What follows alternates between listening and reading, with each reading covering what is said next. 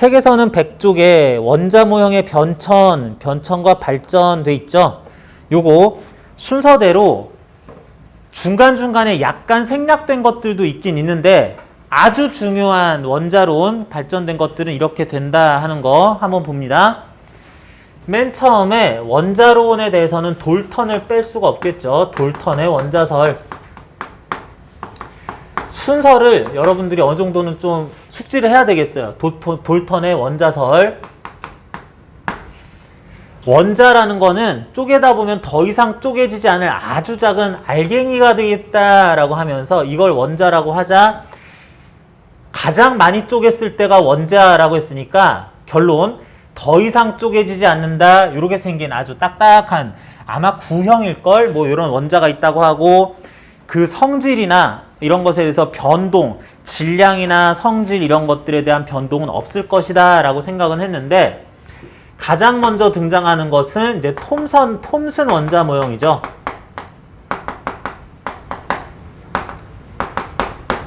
톰슨 원자 모형에서는 여기에서 뭐가 부스러기가 더 떨어져 나가는데요 라는 거를 발견을 했죠.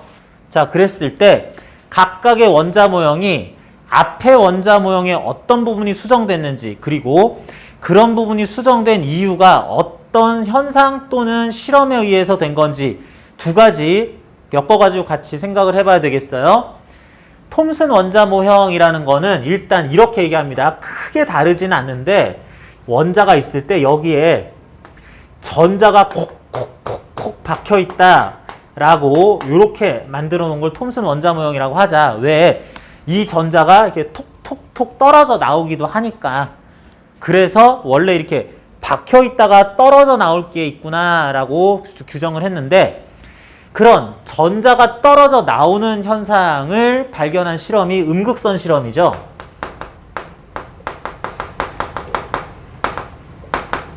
음극선 관찰 실험 어떤 물질을 적절하게 이렇게 잘 만들었더니 그거 자세하게 지금 얘기할 필요는 없을 것 같고 물질에서 전자라는 것이 떨어져 나온 결과가 보이더라. 실제로 그 전자선이 뭐 전기장을 지날 때 휘고 자기장을 지날 때 휘고 바람개비에 부딪혔더니 그게 막 돌아가고 뭐 이러는 걸 발견하면서 의미는 뭔가 알갱이가 떨어져 나오던데 라는 걸 발견을 했더라. 자, 그 정도만 얘기해도 될 것 같고요. 밑에 100쪽의 하단부에 전자의 발견, 톰슨의 음극선 실험, 유도 코일 장치에 전압을 잘 걸어줬더니 뭐 이런 일이 벌어지더라. 선생님, 유도 코일이 뭐예요?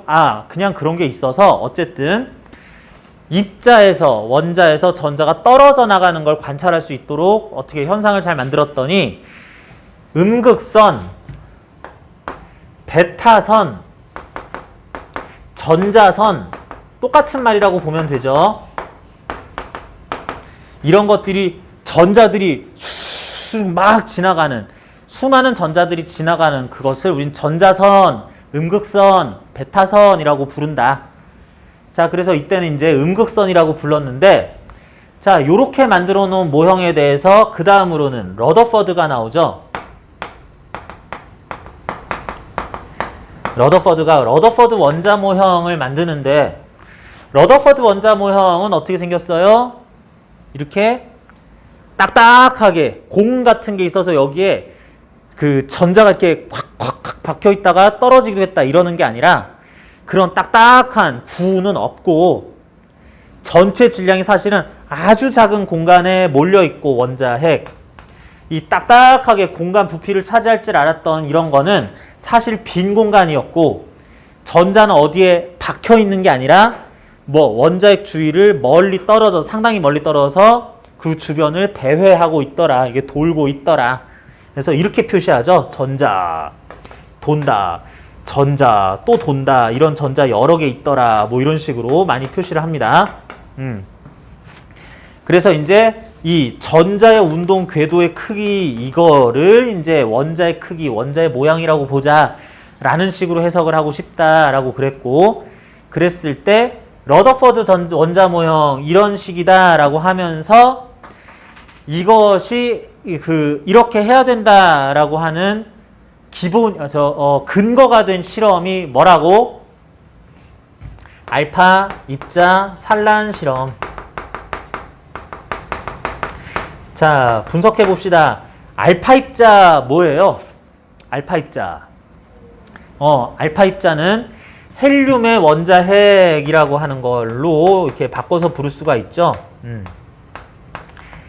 헬륨의 핵은 양성자 두 개와 중성자 두 개로 이렇게 뭉쳐 있는 것으로 이루어져 있는데, 어쨌든 굉장히 작은 입자 중에 하나고, 요거를 갖다가 어떻게 했어? 알파 입자 자체를 산란시켰다는 게 아니고 아주 얇은 금박을 아주 얇게 만들었는데, 여기에다가 이 헬륨 입자 굉장히 여러 개를 막 쏴댄 거죠. 알파 입자. 알파 입자도 굉장히 작습니다. 원자핵 중에서도 헬륨 원자핵이니까. 그랬더니 결론, 알파 입자가 이렇게 금속박에 부딪히러 갔는데 무슨 일이 벌어져? 오히려 산란이 일어났다라기보단 이게 더 일단 중요하죠. 얘네들이 그냥 막 통과하더라. 빈 공간이네 그러는 것처럼 막 통과를 하더라. 분명히 내가 뭘로 막아놨는데 알파 입자를 쐈더니 이게 통과를 그냥 하더라. 첫 번째. 그리고 두 번째. 두 번째. 일부는 통과를 못하고 아주 소수가 산란이 일어나는데, 산란이라는 거는 반사는 정반사, 난반사 있는 거 그랑 또 조금 다른 얘기기는 한데요. 반사는 뭐가 부딪혔을 때 이렇게 부딪히면 이렇게 튀어나가는 거 반사, 이렇게 부딪혔으면 이렇게 튀어나가는 거 정반사인데, 산란이라는 건 뭐냐면 난반사하고 약간 비슷하기도 한데, 산란이라는 거는 흩어질 산자에 어지러울 난자를 씁니다. 그래서 어지럽게 흩어진다라는 뜻이에요. 생명과학에서는 산란 그러면 다른 얘기하죠. 그죠? 알 낳는 거 그러는데, 여기서 알 낳는 거 아니고 어지럽게 흩어지는 거. 갑자기 잘 날아가다가 엉뚱하게 야 쟨 뭐야 이렇게 튀어나가고, 이렇게도 튀어나갑니다. 갑자기 여기 가는 것도 어쩌다가 몇 개 있고, 이런 것들이 보여요. 자, 거의 대부분은 그대로 통과한다라는 거는 여기에 이런 모형처럼 원자가 따박따박 붙어 있으면은 빈 공간이 거의 없을 텐데, 뭐라도 아무튼 부딪히니까. 그런데 거의 대부분 통과하더라. 거의 빈 공간이고, 여기 원자핵이라고 할 것들이 아주 작게 이렇게 있겠구나 라고 그러면서 산란이 일어나는 거 이제 추가적으로 얘기를 해야 되는데, 그래도 이 작은 원자핵에 부딪히는 때에는 이렇게 급격하게 각도가 꺾이면서 튕겨나가더라. 엄밀히 말하면 정확하게 이렇게 부딪힌다는 개념은 없고요. 원자핵 플러스 대전체에 플러스 알파 입자 플러스 전할 때 이게 가다가 밀려서, 전기력에 밀려서 이게 튕겨나가는 건데, 그냥 부딪혀 튕겨나간다 칩시다.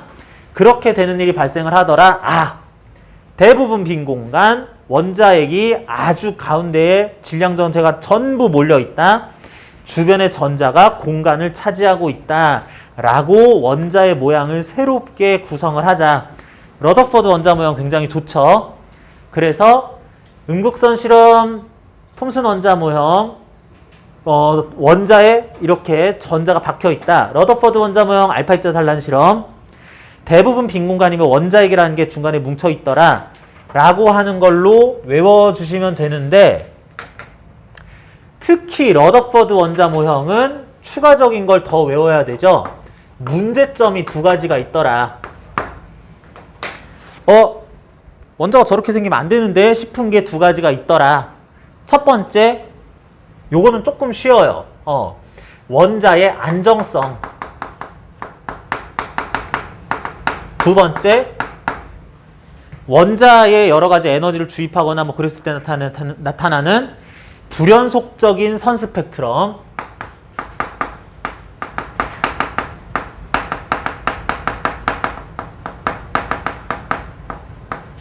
자, 이렇게 얘기합니다. 여러분들 이런 내용 전혀 처음 들어보는 거고 전혀 들어본 적 없고 그 정도는 아닐 거예요. 자, 그런데 어느 정도의 이해를 위해서 이게 무슨 뜻인지 한번 생각을 해봅니다. 아주 자세하게는 얘기하기 힘들고 대략적으로 얘기를 좀 할 건데, 자, 원자의 안정성, 이건 무슨 얘기냐면, 야, 그래, 네가 하는 말이 맞다 치자. 원자핵이라는 부분, 아주 작은 부분에 질량 대부분이 모여있으면 여기가 플러스 전하를 띠게 되고, 주변 공간에 얘는 상관없어요. 알았어. 전자가, 음전하를 띠는 전자가 뺑글뺑글 이렇게 돌고 있다면, 뺑뺑뺑뺑 이렇게 돌고 있다면, 원자핵은 인정. 음전하를 띠는, 전하를 띠는 입자인 전자가 이렇게 돈다든지 이렇게 돈다든지 원운동을 하면, 이 원운동은 등속 직선 운동이 일단 아닌데 속도가 변한지는 모르겠는데 일단 방향은 확실히 변하니까 일종의 가속 운동을 한다. 전하를 띠는 입자가 가속 운동을 한다. 그런데 이건 알고 있었어요. 대전체가 가만히 있을 때 아무 일도 안 생겨요. 대전체가 등속 직선 운동할 때 아무 일도 안 생겨요. 대전체가 속도가 빨라지거나 느려지거나 방향이 바뀌는 가속 운동을 할 때에는 반드시 빛을 내뿜어야 돼요. 전자기파 방출을 해야 돼요. 꼭 해야 돼요. 그런데 전자기파 방출이라는 거는 일종의 에너지 방출이기 때문에, 야, 에너지 방출하는데 그럼 그 에너지는 뭐 어디서 왔어? 스스로 가지고 있던 에너지가 적어져야 돼요. 감소해야 돼요. 그런데 야, 네가 방출했지. 야, 너 에너지 없어져. 그랬더니 얘가 에너지를 줄이는 방법은 얘가 돌고 있는 궤도가 점점 작아지는 방법밖에 없습니다. 전자가 이거라도 드릴까요? 뭐 이러면 안 되는 거고, 전자가 에너지가 작아지는 방법은 스스로 돌고 있는 궤도가 있다면 그 궤도의 크기가 작아지는 방법밖에 없다.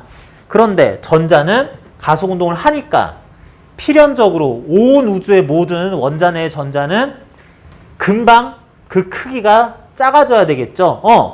러더퍼드 네가 얘기했던 원자핵주의의 이만큼의 영역을 차지할 그 원자의 크기라는 것이 자연스럽게 쪼그라들어야 돼. 모든 원자 자체가. 그러면 원자가 붕괴된다라는 표현을 쓰고요. 그러면 이런 식으로, 실제로는 그렇지 않죠. 굉장히 안정적으로 물체들은 잘 구성이 돼 있으니까 현재 상황이 설명이 안 된다라는 겁니다. 그래서 이게 첫 번째 문제, 원자가 실제로는 안정적인데 러더퍼드 원자 모형에서는 그게 필연적으로 부정이 된다라는 문제가 하나 있었고, 자, 두 번째, 불연속 스펙트럼. 말은 많이 들어봤는데 이게 뭔 얘기냐 싶어요. 자, 요거는 두 가지, 조금 설명이 약간 길어질 수도 있는데 한번 이해를 확실히 해놓으면 잊혀지지 않으니까 정확하게 이번에 한번 알고 갑시다. 자, 불연속 스펙트럼이라는 건 뭐냐? 먼저 요 상황 조금 더 얘기할게요. 원자핵주의에서 전자가 돈다 치자. 이게 이제 양자가설에 의해서는 약간 의미가 달라지면서 얘기는 하지만 대충 이렇게 생각은 합니다. 전자가 원자핵주의에서 돌고 있을 때 얘는 돌고 있으면 에너지를 가지고 있다라고 그래요. 에너지를 이원 줄만큼 가지고 있다고 합니다. 근데 아까 뭐라 그랬어? 전자가 에너지를 잃어버리면, 전자피하 형태로 방출하면 스스로 에너지가 작아져야 되는데 그거는 얘가 궤도가 작아지는 거다. 그럼으로써 에너지가 줄어든다라고 그랬는데 거꾸로 될 수도 있어요. 전자가 에너지를 얻을 수도 있어요. 자, 원자핵은 에너지를 얻어도 별 상황이 안 벌어져요. 그래서 이걸 갖다가 원자핵주의 전자가 에너지를 얻었다라고도 하고 그냥 전체적으로 원자가 에너지가 증가했다라고도 합니다. 그냥 원자 전체가 에너지 증가하는 게 결국에는 전자가 에너지 증가하는 거예요. 어떤 가족이 있는데 아버지, 어머니, 뭐 형, 누나, 나 뭐 이렇게 있는데 우리 어머니 뭐 그냥 우리들 잘 키우시고 우리 학교 다니고 철저착 선생님 없고 막 이러는데 아버지가 승진을 하셨어. 그래서 월급이 많아졌어. 그러면은 아버지가 월급이 올라갔다라고도 할 수 있는데 어차피 외부에서 돈을 안 벌어오는 사람밖에 없으면은 그냥 우리 집이 월 수입이 늘어났다 해도 되는 거죠. 원자핵 별짓 안 해요. 전자가 주로 이런 것들에 관여를 그냥 다 해버리기 때문에 전자가 에너지를 얻었다, 원자가 에너지를 흡수했다. 똑같은 말이라고 볼 수 있습니다. 그러면은 에너지를 얻으면 전자가 에너지가 줄어들 때와 반대로 이번에는 그 큰 반경, 더 큰 반경에서 돌 수 있어야지 되겠네. 에너지를 왕창 얻으면 더 큰 반경에서 도는 걸로 되겠네. 에너지를 잃으면 그건 똑같아요. 에너지 잃으면 작은 반경으로 가서 다시 돌아야지 하고 변화되는 건 맞긴 맞아요. 자, 그래서 전자는 이렇게 에너지를 얻거나 잃는 것에 의해서 더 큰 에너지, 더 큰 에너지 이렇게 에너지 얻을 수 있고 잃을 수도 있다. 반경이 커지고 작아진다. 확인 일단 했고요. 그 다음 스펙트럼 얘기할 겁니다. 스펙트럼 얘기하기 위해서는 프리즘이 필요해요. 분광기라고도 하고요. 분광기, 프리즘 할 건데 빛을 분해하는 기구다라고 해서 분해 분석하는 기구다 해서 분광기라고 할 겁니다. 여기에다가 빛을 쬐면은 빛이 이 두 면에서 두 번 굴절을 해서 요런 대로 진행을 해요. 스크린에 이런 부분에 닿게 됩니다. 그런데 일반적으로 빛들이 그렇게 되는데 이게 혼합광이었을 경우에 혼합광 여기에는 X선, 감마선, 빨주노수, 파남보, 적외선, 자외선, 전파 막 섞여 있었을 때에는 적외선은 이렇게 와서 이렇게 와서 이렇게 와가지고 여기에 적외선 도달하고요. 빨간 가시광선은 같이 왔다가도 나는 조금만 더 갈래 해가지고 여기 와가지고 빨간 가시광선, 노랑 파란 가시광선은 오다가 나는 조금만 더 갈래 해서 여기 자외선은 와가지고 꺾여가지고 여기 이런 데에 혼합광은 자신의 성질을 잃어버리지 않으면서 프리즘 내에서 꺾이는 각도가 다르다. 그래서 모든 빛들이 다 섞여 있는 혼합광의 경우에는 각각의 빛들이 다다다다다다 이렇게 서로 다른 각도로 퍼지기 때문에 스크린을 갖다 놓으면 그냥 색깔 없는 빛이네 그랬는데 여기에 빨주노초, 파남보 색깔들이 이렇게 드러나게 되는 요런 분광 현상이 나타나더라. 이렇게 백색광이 넓게 퍼지면서 빛별로 굴절이 각각 다르게 돼서 넓게 퍼진 이 문양을, 이 그라데이션 문양을 스펙트럼이라고 불러요.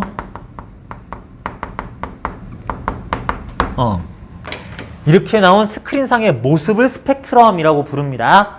그런데 내가 이런 실험을 해요.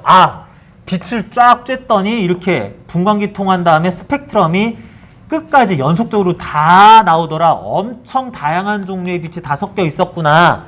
그랬을 때 관측된 스펙트럼을 연속 스펙트럼이라고 하죠.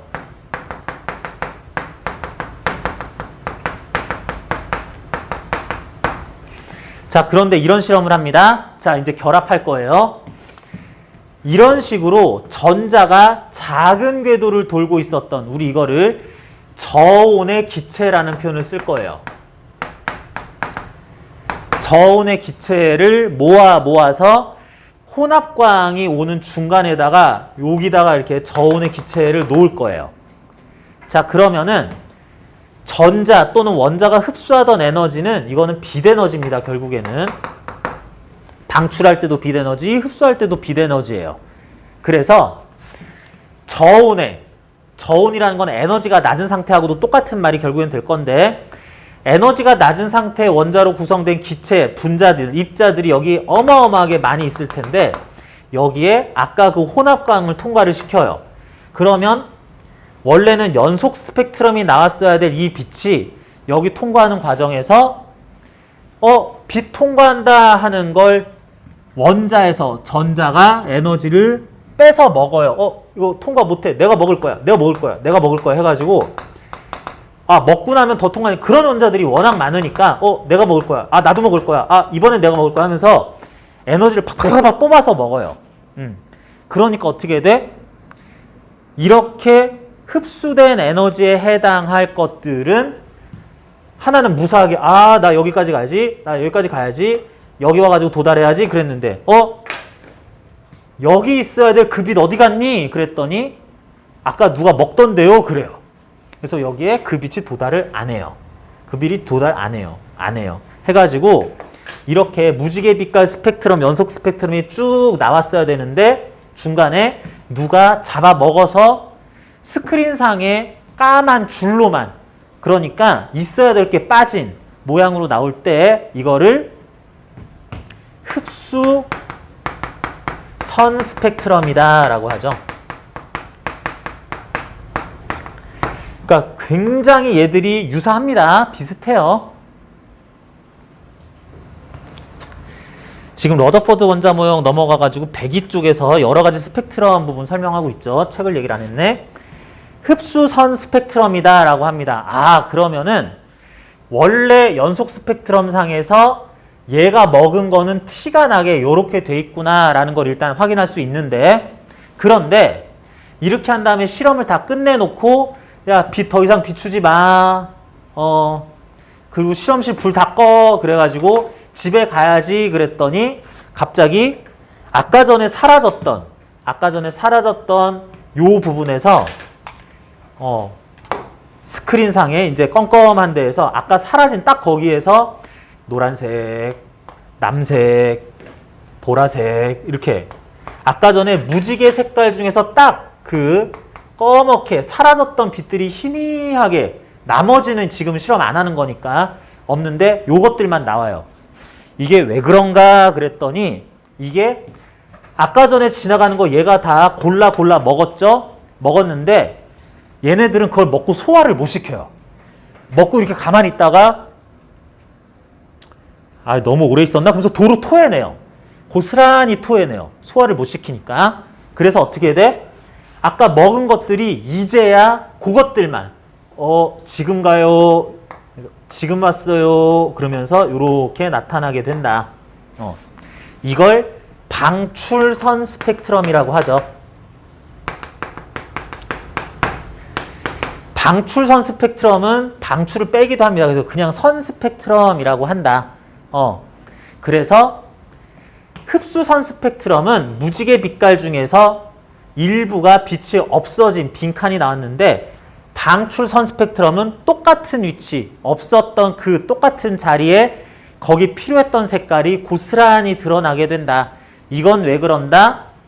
원래 저온의 기체가 에너지를 흡수해서 높은 에너지 상태가 됐다가 나 다시 원래 상태로 돌아갈래요 하면서 먹었던 에너지 그대로 토하기 때문이다 라고 생각해야 되겠습니다.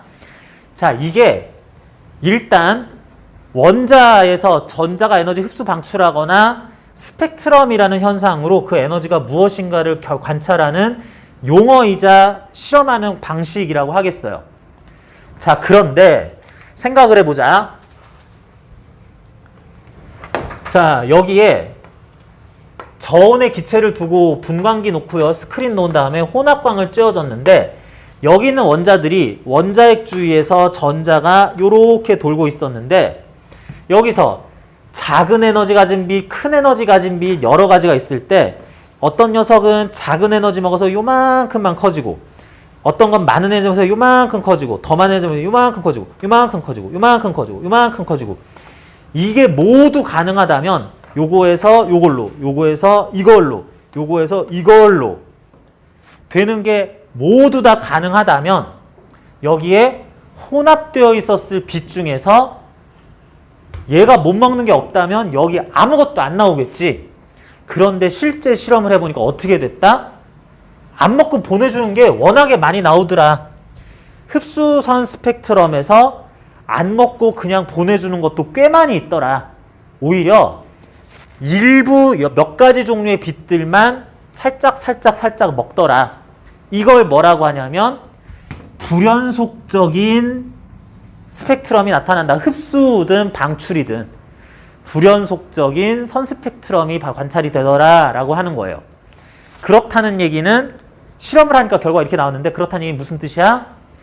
어떤 기체는 자기가 내키는 대로 이거 먹어야지, 나는 이만큼 되는 에너지 차이 가지는 거 빛 먹어야지, 난 이거 먹어야지 라는 것들을 마구잡이로 먹는 게 아니라 에너지 요만큼만 증가하는 건 안 먹어요. 에너지 요만큼 상태까지 안 먹어. 에너지 내가 먹어서 이렇게 될 수 있을 그만큼의 에너지는 먹어요. 에너지 요만큼 되는 거 요만큼 안 먹어.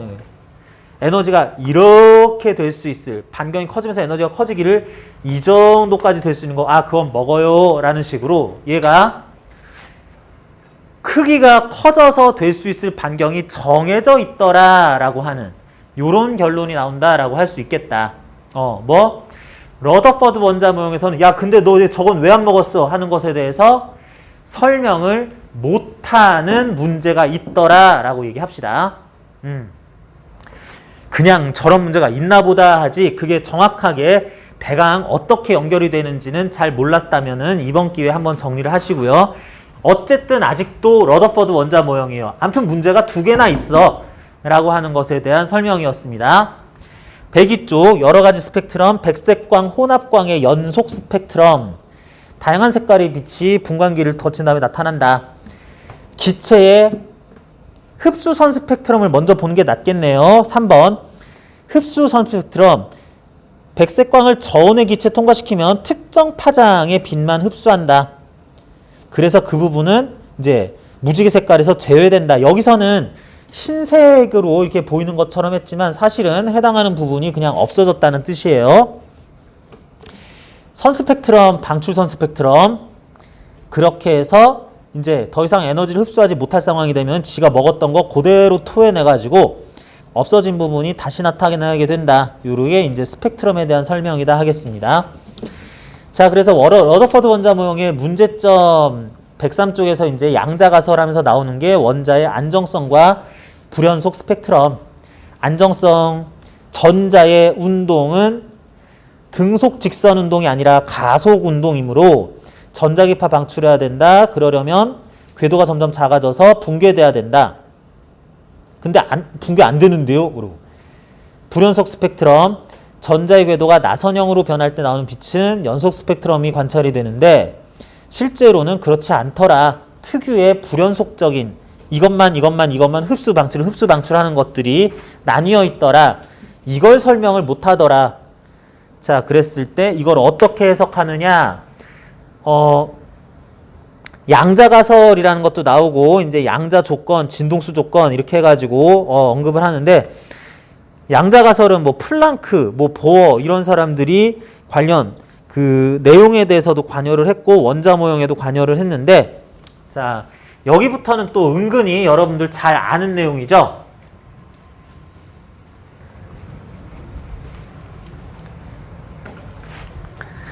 양자가설에 따른 보어의 원자 모형입니다.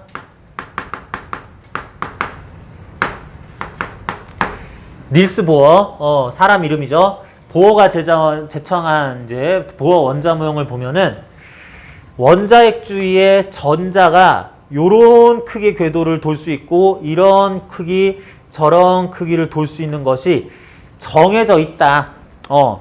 왜요? 아니 그냥 원래 그래 라고 그랬고요. 왜요? 라고 자꾸 물어보지 마. 이거는 그냥 원래 그런 거야. 사실은 나도 잘 몰라. 그렇게 얘기를 한 거예요. 보어 원자 모형에 의하면 이렇게 돌 수 있는 궤도가 애매한 것들은 아예 못 돌고 전자가 여기 있거나 요렇게 적당 에너지를 가질 수 있다라고 그랬어요. 그러면서 그냥 두 번째 문제를 그냥 해결을 해버렸어요. 왜 연속적으로 안 나오고 특정 빛들만 흡수하면서 에너지가 딱 요런 것만 가질 수 있어요? 원래? 이렇게 그냥 넘어가 버렸어요. 그냥 그런가 보지 하고 넘어가고 규정을 해버렸고 그런데요.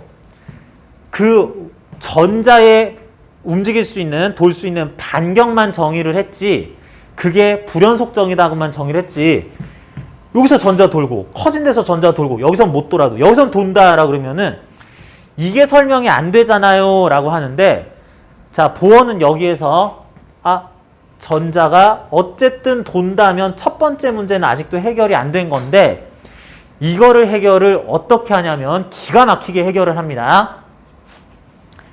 물론 두 번째 문제도 기가 막히게 해결을 했죠. 기가 막히게 어떻게?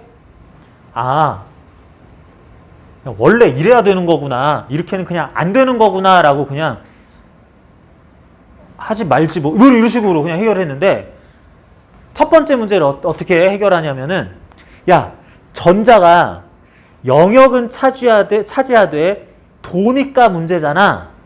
도니까 문제잖아. 가속 운동을 하니까. 그러면은 영역은 차지하되 안 돌면 되겠네. 그게 무슨 소리야?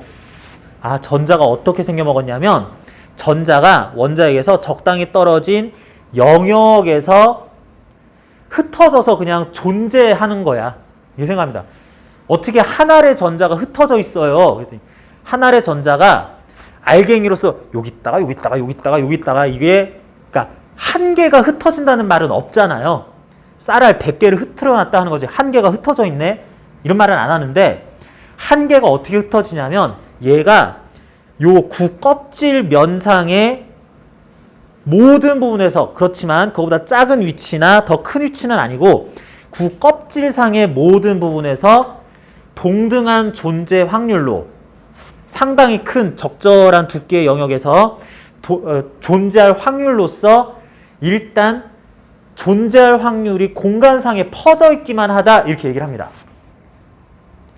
아씨 그게 뭔데? 얘가 그래서 뭐야 이렇게 전자가 이렇게 막 이렇게 얇게 펴가지고 이렇게 껍데기가 된다는 거야. 아 그건 아니고 영역은 차지해야 되는데 돌고 있으면 안 되잖아. 그러면은 이게 그냥 영역을 차지하면서 안 돌고 있다라고 하면 되겠다는 거지. 아니 그러니까 네 말이 전자를 얇게 펴서 요렇게 만들었다. 전자가 요렇게 생긴 거야. 아니 그건 아닌데 그냥 그런 거 있어. 뭐 이렇게 얘기를 해버려요. 그러면서 슬슬 야, 이 입자라는 것에 존재한다는 것에 대한 고정관념을 깨버리기 시작을 합니다. 이게 존재하는 하고 여기서 여기로 이동하고 뭐 그러는 게 아니라 여기들의 여기는 좀 안 되고 여기는 좀 확실히 없을 거고 요 위치들의 존재할 확률이 있다. 존재할 확률이 높다. 그 중에 특히 여기일 확률은 그건 또 그때그때 달라지는데 그때 존재할 확률이 있게 뭐 아니 그냥 있어 뭐 이렇게만 어정쩡하게 얘기를 합니다. 어쨌든 돌고 있진 않잖아. 어딘가 있을 걸 하는 것뿐인 거지.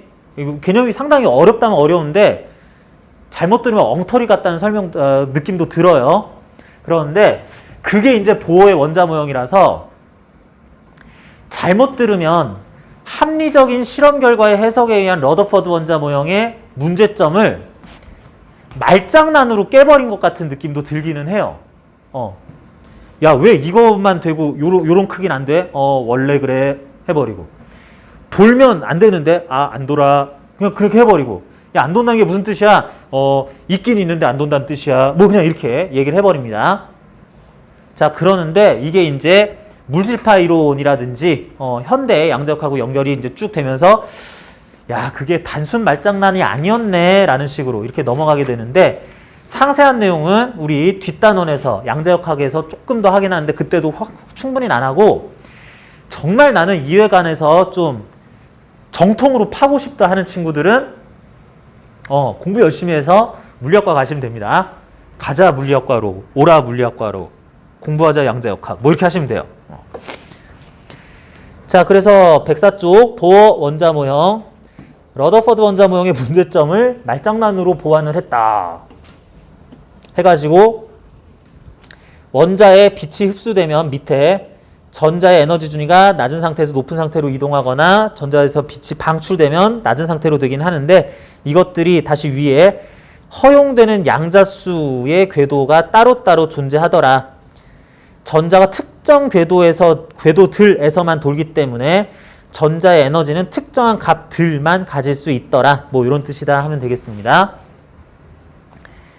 자, 그래서 바닥 상태 E1 에너지, 다음 상태 E2 에너지, E3 상태 에너지 뭐 이런 것들 얘기를 하는데 그랬을 때 우리 보어 원자 모형을 적용해서 실제로 어느 정도의 계산이나 수치값을 나타내는 데에는 수소만 써요.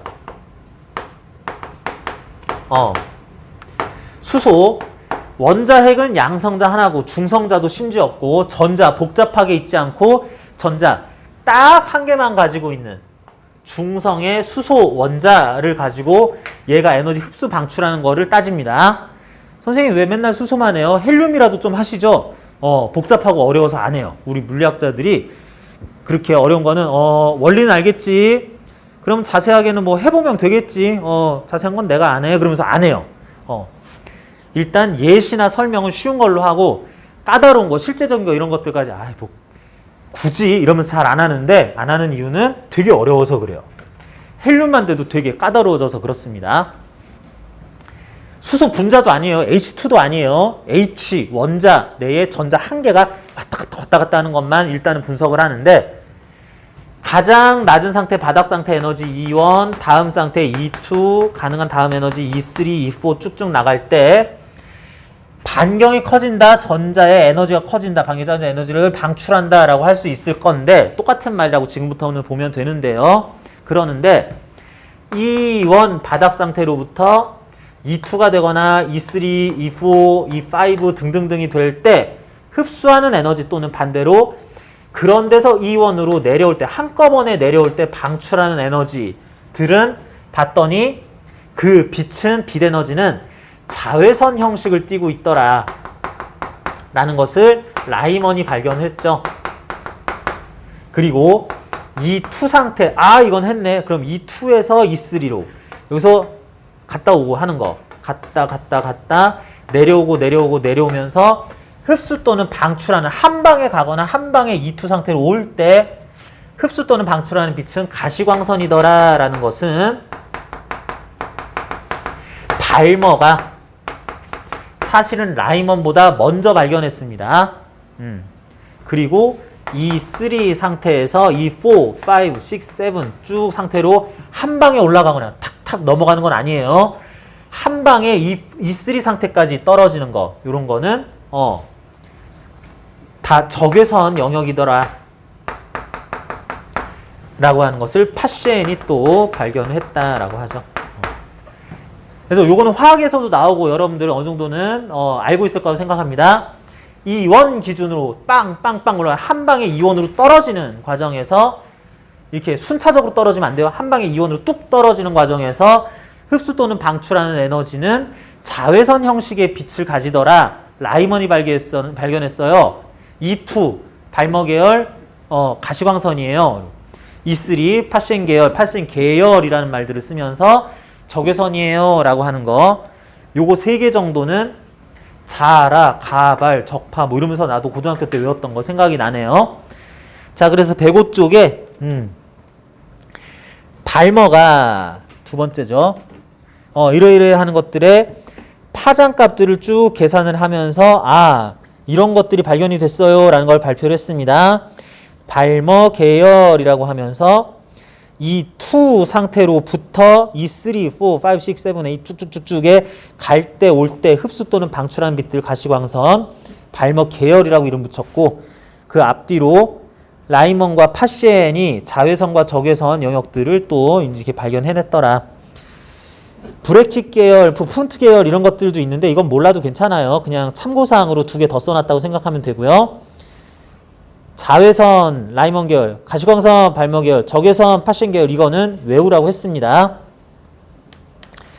자, 그래서 요게 이제 수소 원자에서 에너지를 흡수 방출할 때 나타나는 스펙트럼들인데 여기에 그 에너지 값들이 얼마냐라는 거는 수소는 간단하게 계산이 가능합니다. E1 보통 가장 작은 에너지니까 밑에다 쓰고요. E2, E3, E4 에너지들 이렇게 원자핵주에서 수소만 이렇게 써야 돼요. 그러니까 그 상수값이 바뀌어야 돼가지고 계산식이나 상수값이 약간 바뀌어야 돼가지고 수소 단독 원자의 전자 에너지에 대해서만 이렇게 써야지 일단은 되는데 그 수소 원자에 해당하는 전자의 에너지 값은 마이너스 1제곱분의 13.6 일렉트론 볼트는 마이너스 2제곱분의 13.6 일렉트론 볼트 뭐 이런 식으로 마이너스 3제곱분의 쭉쭉쭉 그래서 이 n번째 값이라고 하면 마이너스 n제곱분의 13.6 일렉트론 볼트. 다시 얘기합니다. 이 13.6이라는 숫자 이런 거는 수소 원자라서 이렇게 쓰는 거고 다른 거에서는 물리에서 다루지 않으니까 이렇게 쓰는데 자, 이런 에너지 값들로 계산이 된다 할 때 자, 첫 번째 선생님 여기 일렉트론 볼트, 전자 볼트, 일렉트론 볼트라고 읽는데 이게 뭐예요? 에너지의 단위예요. 1 일렉트론 볼트는 1.6 곱하기 10의 마이너스 19제곱 줄이에요. 결국은 줄 단위로 나올 수 있는데 숫자가 너무 작으면 쓰기 귀찮으니까 일렉트론 볼트라는 작은 단위로 표현을 어느 정도는 했습니다. 두 번째, 선생님 마이너스가 왜 들어가요? 여러분 의외로 에너지는 마이너스 값으로 표기를 굉장히 많이 해요. 에너지는 마이너스 값을 가져도 됩니다. 선생님 제가요 밥을 많이 먹어서 에너지가 생겼어요. 에너지가 없어졌어요. 태양은요 지금 활발 타면서 에너지를 뱉어내고 있대요. 그럼 얘가 에너지가 제로가 되면 더 이상 그 밝게 빛나지 않는 거잖아요. 선생님 그게 아니라 태양이요 충분히 에너지를 다 발산한 다음에 에너지가 다 떨어진 것처럼 돼도 마이너스 에너지로 되면서 그러면 무한히 에너지 방출할 수 있는 거예요. 그 뜻은 아니에요. 그 뜻은 아닌데 에너지는 운동 에너지, 빛 에너지 이런 것들은 마이너스 값을 가질 수는 없는데 포텐셜 에너지는 주로 포텐셜 에너지는 마이너스 값을 가질 수가 있어요. 그러느라고 역학적 에너지도 마이너스 값이 될 때가 있습니다. 일종의 전자의 역학적 에너지 비슷하게 설명할 수 있어서 요거 마이너스 값 가져도 괜찮아요.